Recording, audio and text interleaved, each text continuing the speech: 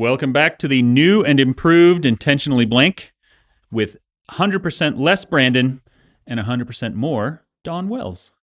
Hello. How are you? I'm doing pretty good. It's so great. Yeah. I wish I could good to be here. have you at work every day that I'm here. That would be fun. That would be great. So we want to talk about music because music is a huge part of your life. Yes.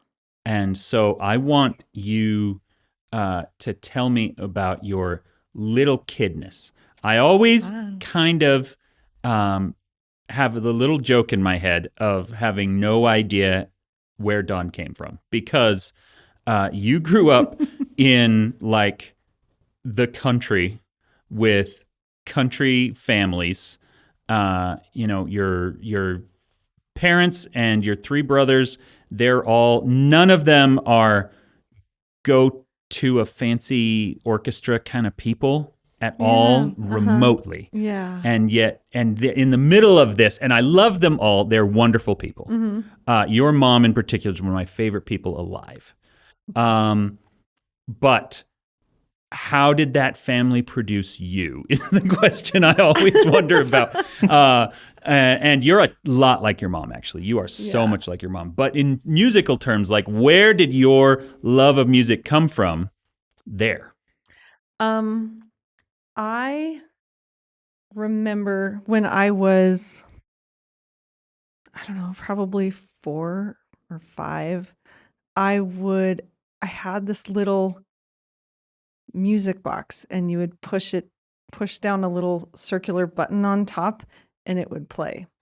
And so I would play that music and then I would just dance around the room and I would make up little routines and dance. And then I would also, my family has always sung, even though they don't sing in front of people. We would sing along to music on car rides. Oh. That's so cool. When country songs, I'm gonna guess. No, like 60s, classic rock kind of stuff. 60s music. Okay, like Big Bopper. Like I can't think. Like that's the one that I think of the most. Like that's awesome. a lot of 50s music. Mm-hmm. 50s and 60s. I've definitely heard your mom sing Big Bopper. So yeah. Yeah. And so I had like those 3 tapes memorized that we would play over and over for 12 hours on the way to Kansas City from Cheyenne. So, and then what was the first instrument you learned? Oh, and what sparked that? I started playing piano when I was 7. I just had a little keyboard and I thought that was super cool because my older cousins played piano and my mom took piano lessons when she was little. So I wanted to play like her. But then I didn't really practice. And so after just a couple months, my mom's like, no more lessons. But then when I was 9, I was in an elementary school where they had this presentation of string instruments come from probably the junior high, maybe the high school. And they said, hey, do you want to play a string instrument? Here they all are. And they showed us all the instruments and played them for us. And I'm like, that's so cool. I would love to play the cello. Are you a cellist? No. Oh. Because they also had us take a piece of paper and draw an outline of our hand and then write our name on it and then hand it to them. And then we got it back with them telling us which instrument we should play based on the size of our hand, which I think is the stupidest thing ever. I agree. Yeah. So I loved like the resonance and like the warmth of the cello, but they said I should play the violin. So I'm like, okay. Heartbreaking. I'm a cellist, so I was super I'll excited. play the They violin. did the same thing in my school, and a guy came with a whole bunch of instruments, and I was like, trombone looks awesome. I want to play trombone. And he looked at my hand and said, your thumb and your pinky finger don't go far enough apart. You can't play trombone. And I was like, well, then I'm not going to play anything. And Didn't you play trumpet no. for a while? I took piano lessons as a child. I took clarinet lessons for a couple of months. I hated it so much. I'm sorry.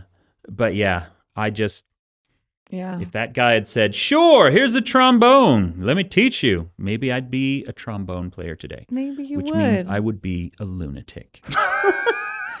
I know a lot of really nice trombone players. What's the difference between a trombone player and a medium pizza? I don't know. A pizza can feed a family. That's mean. Musician jokes. Okay. So I started playing violin when I was 9 years old. And then I moved schools. And that school didn't have string instruments available until 5th grade. So I started in 4th grade at one school. And then I wasn't able to play violin at my next school. But I started piano. So then, like right before I turned 10. So then I was playing piano. And then the following year, I was playing violin as well. So I was playing violin and piano for like all of, well, the rest of elementary school and all of junior high and high school. And I started playing organ when I was like 14, 15. And then I was in. Were you self-taught on organ or did you have an organ teacher? I had an organ teacher for like 3 months. She taught me organ and I taught her daughter violin. That's cool. So yeah, I started teaching violin when I was like 12, just to beginners. Silence your phones. I know. So when did you pick up harp? Oh, harp was 9th and 10th grade. Okay. Oh, maybe. No, yeah, 9th and 10th grade. Harp was amazing. My orchestra teacher, Mrs. Wallace, because I played piano proficiently, she taught me harp lessons for free. Oh, wow. In the mornings before school, like once a week, because she just wanted more harpists in the world. And I'm like, yes. So, but then my junior year, she stopped teaching the harp lessons and we had a new teacher come in. And I didn't exactly love the new teacher. And I was also super busy my junior year of high school. And that's also the year that I started choir. Was my junior year of high school. So I did choir my junior and senior years.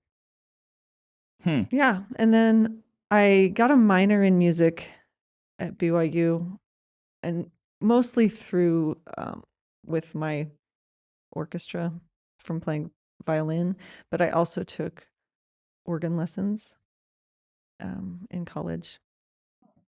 And I've always been in like church choirs and community choirs, and I don't play violin a whole lot anymore, but I've just loved singing. I love singing for I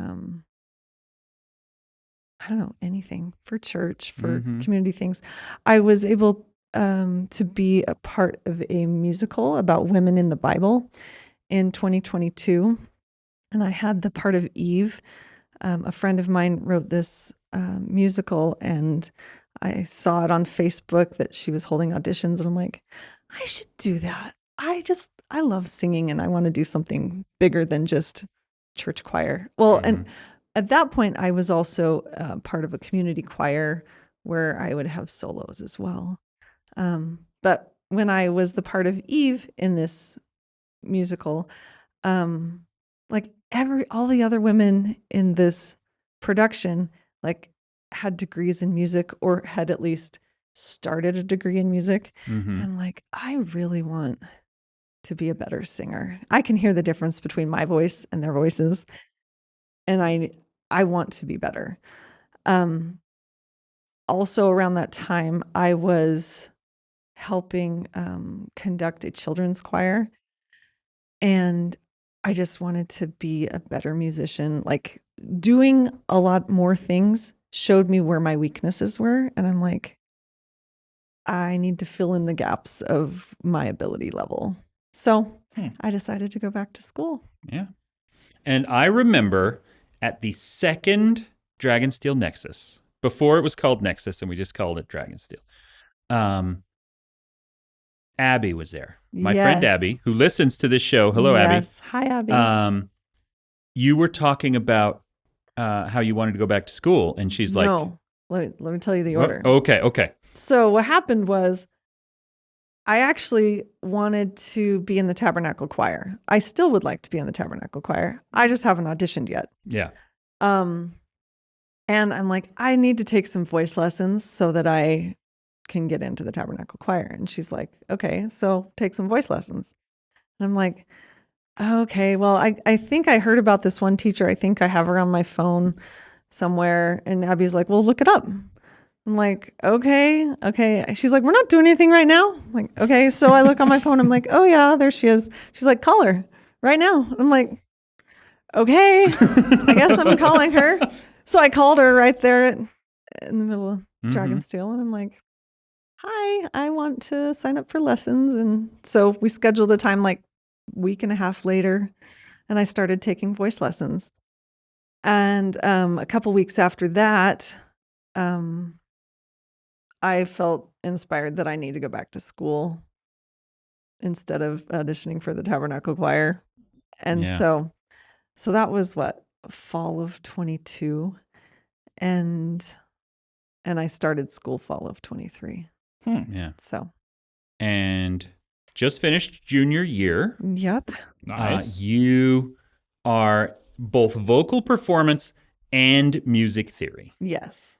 And in my head, that means you're earning 2 bachelor's degrees, but you keep insisting that that's not what it means. Well, that's because my advisor says it is not 2 degrees. It is 1 degree with 2 emphases. Okay. That's a cop-out on the university's side. Because when I went back to school, I already have a degree in English teaching from BYU. Mm-hmm. And so I didn't have to take any general education classes. So I'm like, I'm just here to learn. It's not really about the degree I'm getting. It's just the skills that I want to attain and how I want to better myself. So I knew I had to be there for 4 years because of how many of the voice lessons and classes I needed to take. So I'm like, well, I'll just fill the rest of my classes with things that I want to learn about music. And then my second semester, in my music theory class, my teacher, Dr. Jones, No, there's no way the name's Dr. Jones. Yes. Well, it's not like she wears a fedora. Her name is Pam Jones, and she's amazing. There's no way she has the most common surname in the Anyway, she was like, does anybody want to be a music theory major? There's a scholarship. And I'm like, what the heck is a music theory major?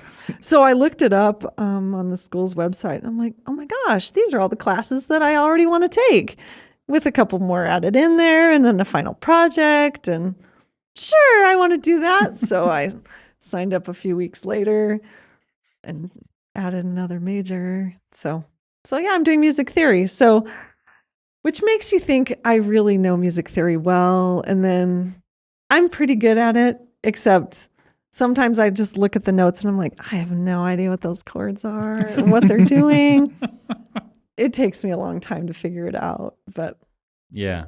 But I Sometimes really she like will music play theory. me some chord progression because she writes a lot of music. You'll play me some chords and be like, doesn't that sound weird? And then you'll play me the exact same chords as far as I can tell and say, see, that sounds a million times better. And I'm like, I guess that's a music theory thing. I was actually wrong when I played Oh. that thing the other day. Do you imagine that you have a little Abby who sits on your shoulder and says, what are you waiting for? Just do it. I don't know. I'm just really grateful that Yeah. she had me jump Lit a in. fire. Yeah. Well, and when I first was starting school, I mean, I hadn't been in school for more than 20 years. Like, it was a long time. And I had been a stay-at-home mom for a long, long time. And was my brain going to work okay? Was I going to be able to take care of my kids? I had no time for the things that I did do. How in the heck am I going to add school to that? And I just one foot in front of the other and hope we all live is kind of how it's Yeah. been. But like the couple days before school started, I felt like I was standing at the top of a high dive, looking down into the water going, and like, I'm going to jump. I'm going to jump. And then I jumped and it was okay. That's awesome. Yeah, Wow. it was okay. I remember during your first year back at school again, so this would have been 23, we did a karaoke party, and you wanted to invite a bunch of your friends from the U, And then we got there and I realized, oh, all her friends are 20 years old, which we at the time were 47. So that was, it's very amusing to me that all your social peers are like little tiny babies. But, yeah, they're awesome. And there's other adult, like they're all adults, but like mature, older students in your program as well. There are. Yeah. So you've been in 2 operas so far? No, you've been in more 3. than that. Because you were in Alice in Wonderland. Mm-hmm. And then my mind. Oh yeah, it was 3 because you were in, I was in Tenderland. La Boheme, and then we did the Tenderland. We also did a production of Die Fledermaus in English. See, I'm not counting any of the ones where you're chorus. I know that, yes, obviously you were in them. But I'm thinking of the ones where you had like a big role. A big role. So you were the cook in Alice in Wonderland, which is not a singing role. No. To be clear, it was all pantomime and trying to look as silly as possible on stage. Yeah. And you did an incredible job. Thanks. And then you were one of the moms in Tenderland? No. Or something? No. Were you like you were a lady? You were a lady, like... one of the moms in Tenderland. No, not the mother. Oh, okay. But there's a community of people who I assume are all mothers. Well, I was Mrs. Splinters. There you go. Yes. In the Tenderland. We can assume from context that you had children. Probably. They just never came up. Yeah, so not the mother in the Tenderland. Yeah. Because that's like a mezzo part. Yeah, and it was a huge part. Yeah. So. No. And then you were, again, a mother in Hansel and Gretel. Yes. Yep, I was the mother, and I got to yell at my kids and tell them to go pick strawberries and don't come back until their baskets are full.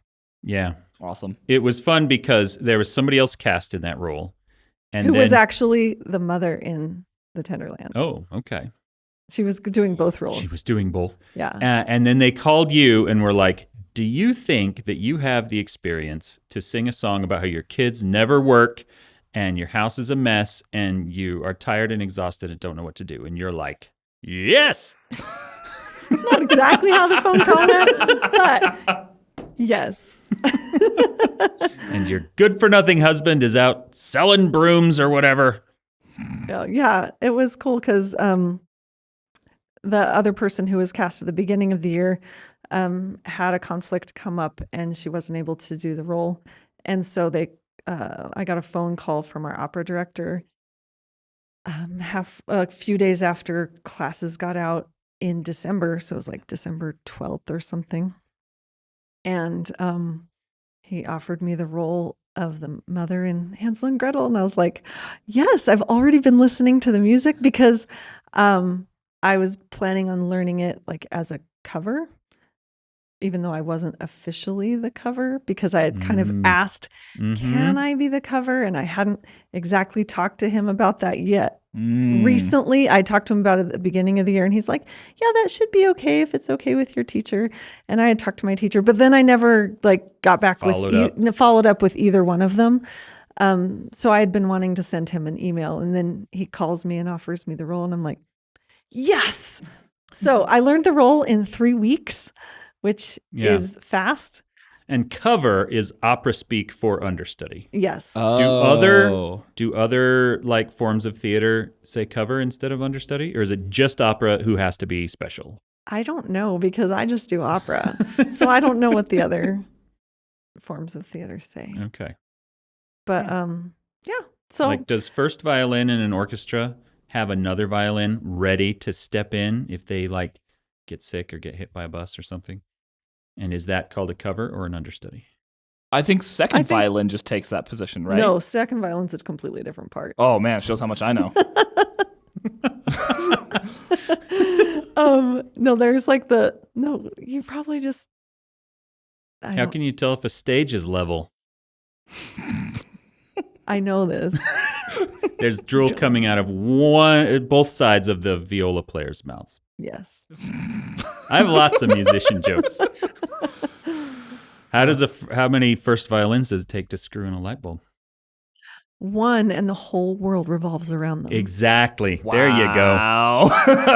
That's funny. Well, how many second violins does it take to screw in a light bulb?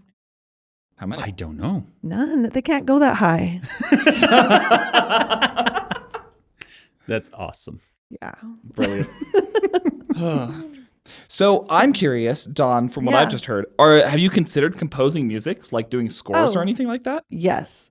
I actually started composition classes last fall. So I've taken 2 composition classes, and my first semester I wrote a Christmas hymn with original words and music. And then I did an SATB arrangement of it. Wow. And then I had a quartet sing it for my not a recital, it's for a concert, the end of semester concert last December. So that was kind of cool. That's crazy. It's called Behold a Child is Born. No, It's Yeah. a Christmas hymn. I think Yeah. it was called Behold the I'm Child like, is Born. did I forget what my thing was called? And then I also wrote that semester what do you call it? Aria? No, Oh, no. no. This is before the aria. No. So I also wrote a flute solo based on a painting. And then I didn't revise it much. And then that was performed this past semester in the spring. And last fall, I also wrote an art song with the words of High Waving Heather by Emily Bronte. And my accompaniment Which is was, maybe my favorite poem of all time. which is why I wrote it, because I'm like, Dan, I have to write an art song. Give me a poem. And so you told me that. So I wrote it. I'm like, sure, let's just do this. And the accompaniment was crap. And so I rewrote the accompaniment this second semester because I signed up to do this art song project. And so I actually had to have a good accompaniment. And so I spent my spring break writing that. Wow. And I love that piece now. And my friend Porter, who does watch this show, hey Porter, Hi, Porter. he sang it for me at this concert that we had for donors, and so that was fun. And then I also wrote this. So okay, let me back up a little bit. Okay. I want to do my music theory project on the operas of Rossini. Mm-hmm.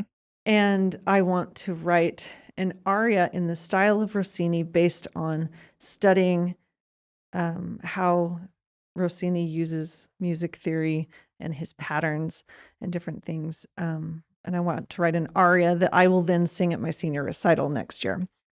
And so this past year, there was a call for new composers at the student composers to write opera scenes. And I'm like, well, what if I just write an aria? What if I just try now before I've actually done all the research? So I actually have I did some research last summer and listened to a lot of Rossini, and I'm like, this thing and this thing he does. And yeah. So then I decided to write an aria. And so I did. And then that was performed this spring. And that, the aria is from what I would like to write a full opera of A Night of Blacker Darkness, one of Dan's books. Oh, yeah. So it's going to be great because it's this historical vampire comedy that we need more of that in opera. So, Okay. A Night of Blacker Darkness is one of the very first books that I wrote. It might, in fact, be the second book that I ever wrote. I think it is. But it was not very good yet. I tried to sell it. I sent it to Moshe, who is Brandon's editor and for a long time was my editor. But it was the first thing I sent him, and it wasn't ready yet. And he's like, it's not ready yet. And so after I had written and published several books, I went back and fixed Blacker Darkness because it's one of my favorites. It is a historical vampire comedy farce, and I made it more farcical. Last year, Dawn helped turn it into a physical book, it's been available in audio for a long time. Since 2011. Yeah, we couldn't get anyone. My agent loves it as much as I do. And at every publishing house in the country, there was one editor who loved it and everyone else who was like, this is really weird. And so we could never sell a print version of it anywhere. Except for in Germany. Except for Germany, where it is Sag called niemals nie. Sag niemals nie, which is such a good pun. Mm-hmm.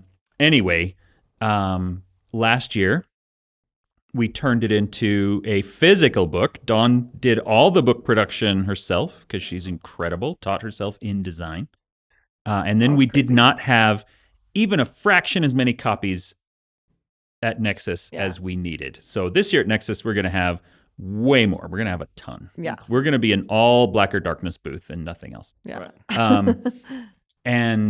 So, yeah, that is one of, I think, the one book of mine that you and I have worked together on more than any of the others. Because it's been around so long and because I turned it into a stage play with my sister several years ago, and then you're turning it into an opera.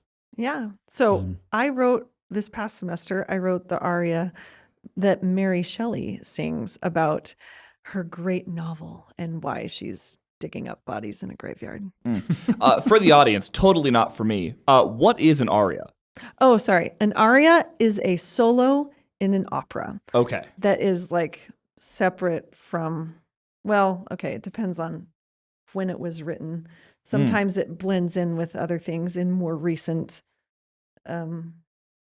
operas, but it used to be like you would have the recitative section and then where it's less melodic and like people are talking to each other.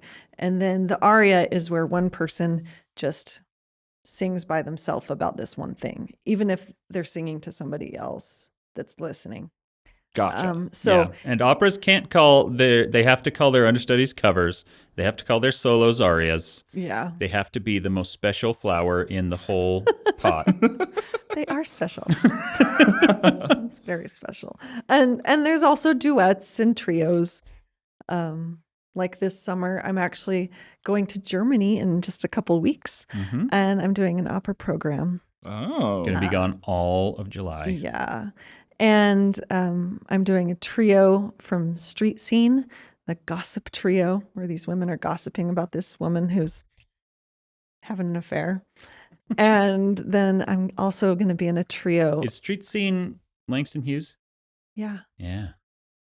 And Kurt Weill.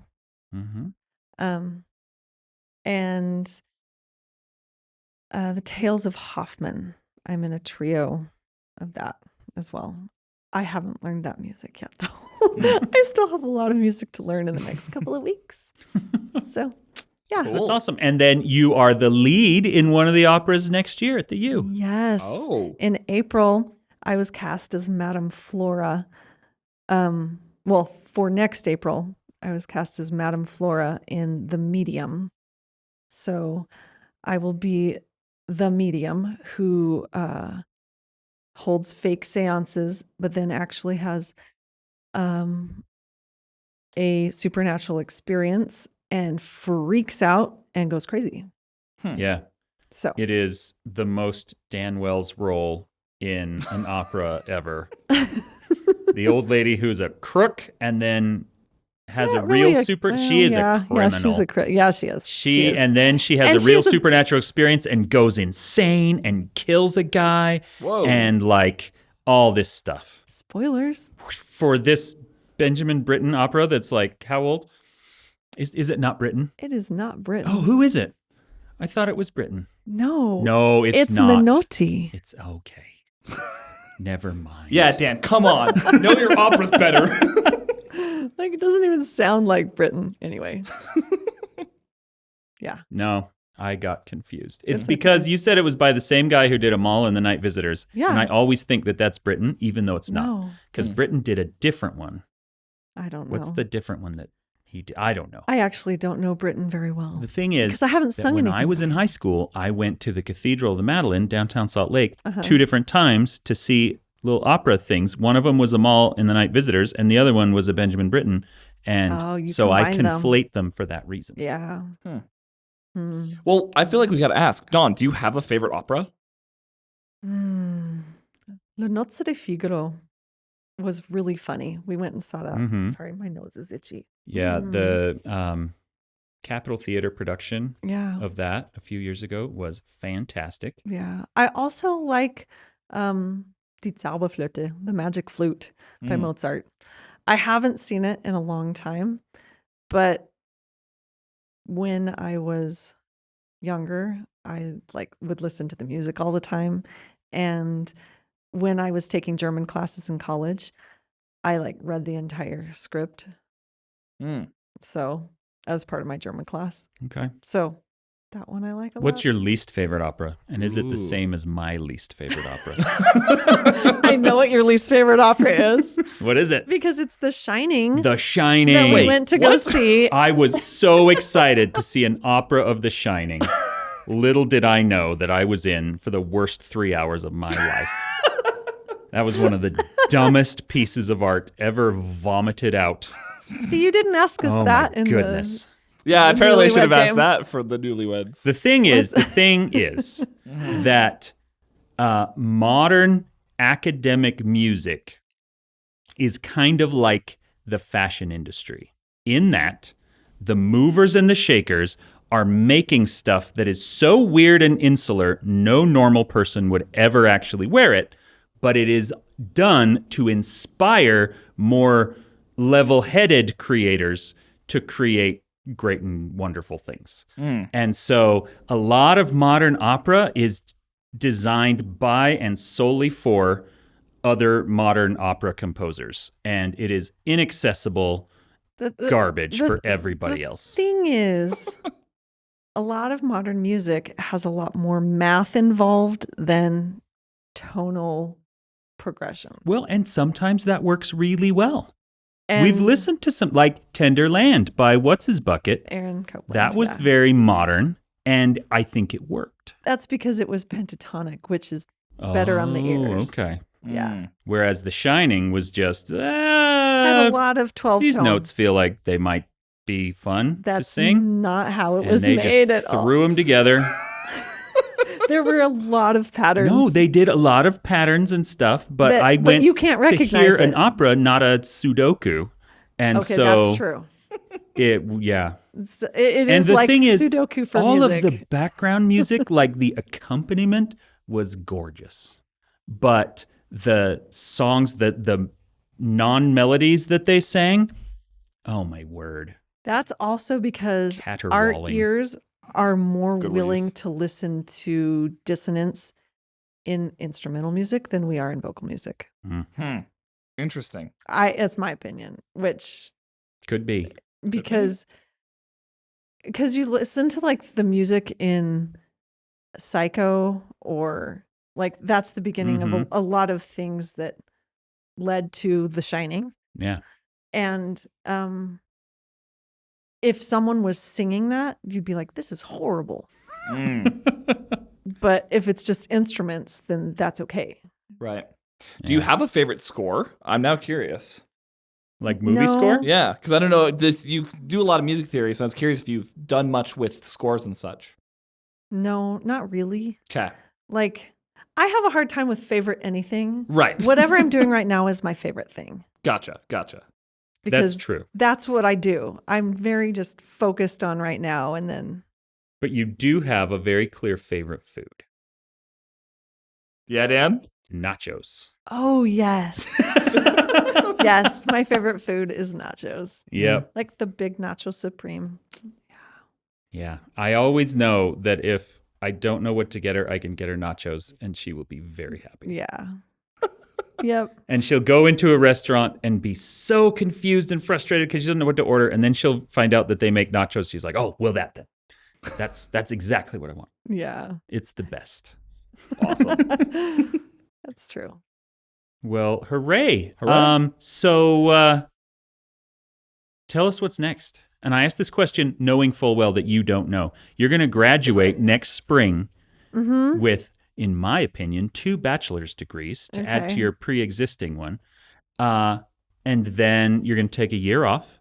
And then is it back to grad school? Is it become a famous composer? Is it join the tab choir? Is it all of the above at the same time while Probably. replacing our fence and floors? Yes. No.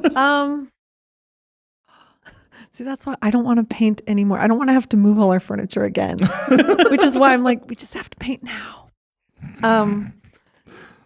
It is, well, I will graduate next spring in May of 27. And then I plan to audition for the Tabernacle Choir in the summer and take a year off of school, take private composition lessons in my time off, and then apply for grad school in the following February, and then get a master's degree in composition. And I also really want to study conducting because I really want to be a better conductor. So maybe if I can have like a side, I think you can have, well, I know for doctoral students, they have to have, I don't know what it's called, a sub-study area. Oh, like an area of focus? Like, no, like this is my area of focus and this is my secondary study thing. My area of focus is composition, my secondary minor, I guess. So you multi-class? I guess. I don't know. I got that joke. That Don's was funny, not Dan. nerdy enough to get No, that joke. actually, no. Now I know what you're saying. Yeah, I own 603 board games. Don's played like 3 of them. She I've does played not. a lot. I've played a lot of them. I've played Everdell. You've played Everdell? I won the first time we played Everdell. That's right. Yeah. I've played Everdell more than once. When like, we went probably on 2 or the 3 times. Alaska cruise, Dawn is the only one that would play games with me. Yeah. Dawn and my mom. I love Splendor. Splendor's fun. That's a fun game. 7 Wonders. Yeah. Mm-hmm. And like, Everdell, Splendor, 7 Wonders. There's the 3. no. Name another one. I've played Carcassonne. Oh, okay, fine. I have played what's the Galaxy one? Well, I've played House on the Hill. Betrayal at House on the Hill. Have you played Galactica? Galactica, that's one. Were you a Cylon? Probably. I hate lying. I don't like games where I have to pretend to be something I'm not. Yeah, that's why you don't do role-playing games with me Yeah. either. Okay, I played. One of our dates after we were engaged, before we were married. No, it was before we were engaged. It was over Christmas was break. it? Yes. Okay. And that's when you knew, yep, she's the one. Yeah, I did a Star Wars RPG with a bunch of high school friends. And I played like an Amazon woman. You were a bounty hunter. Yeah. And I was like, I'm starving. We've been playing since 11 and it's like 3:00 and we haven't had lunch. And can we just win this game now? Anyway, so I won and we needed to go get food. So it was great. The Hangry Mandalorian. Yes. Awesome. And then the next time I played a role-playing game with you was when I was pregnant with our second child. And that's when our friend was running the game for us and I didn't know what to do or how it worked. And so I just kept playing Yahtzee with myself. Well, it wasn't my turn. And I'm like, I don't know what to say next. So anyway. But different strokes for different folks. Exactly. Yep. I've also played a History of the World.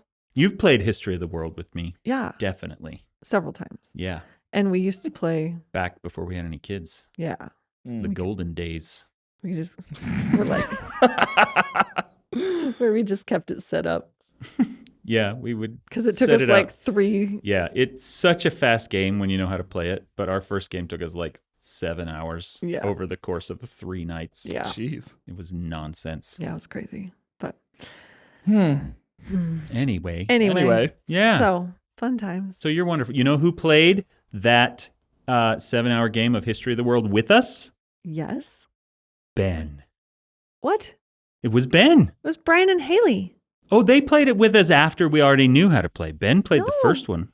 Brian and Haley played with us first. Really? Yeah. Okay. Yeah. Brian Mark Taylor, who comes to Dragonsteel Nexus, he's an artist. he and his wife Haley were very good friends of ours. Yeah. When we were both newlywed couples and didn't know anybody. Yeah, I thought it was Ben. No. Man, well, I can't say how's that Ben now because it wasn't him. So I'm going to say, how's that, Brian and Haley?